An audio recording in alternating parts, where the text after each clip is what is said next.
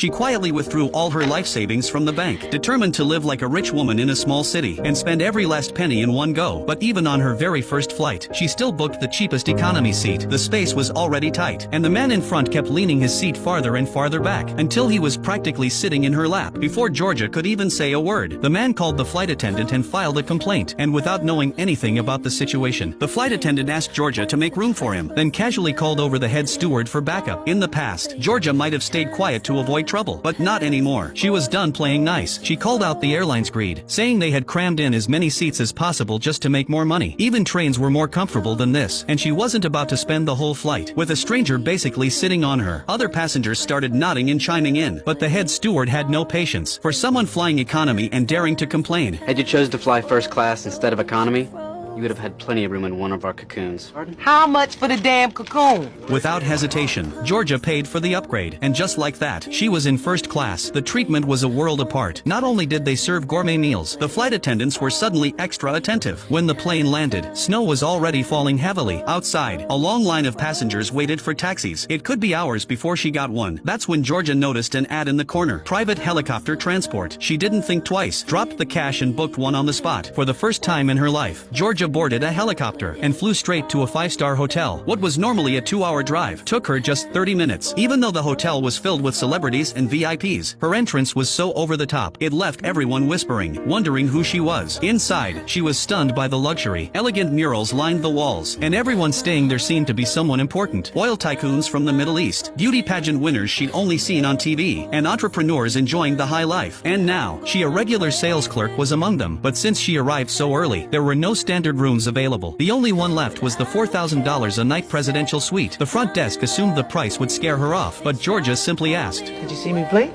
Hearing she was taking the suite, the hotel manager rushed out to greet her. Georgia, wanting to tip like a real rich person, had no idea how much was appropriate, so she just stuffed all the bills in her hand into the bellhop's pocket. The poor guy broke into a cold sweat, refusing to take more than a single note. Looking out from her room, the snow-capped mountains behind the hotel took her breath away. What world was I living in? Georgia looked like a woman of wealth, but the truth would shock you. She was just a regular department store saleswoman. She worked hard, brought in solid numbers for the company, but her salary hadn't changed in 20 years. She got the same paycheck every month, used coupons to buy discounted groceries. Also, she could save for the dreams she had written in her notebook. If she had one joy in life, it was cooking. She loved food. Every night after work, she'd recreate dishes from cooking shows, exactly as shown, but she never ate them. She gave them to the neighbors' kids to try, while she ate bland salads to lose weight. Then one day during a checkup, the doctor gave her devastating news. She had a terminal illness. She didn't believe it. She went for a second opinion, even brought in a panel of specialists, but the diagnosis didn't change.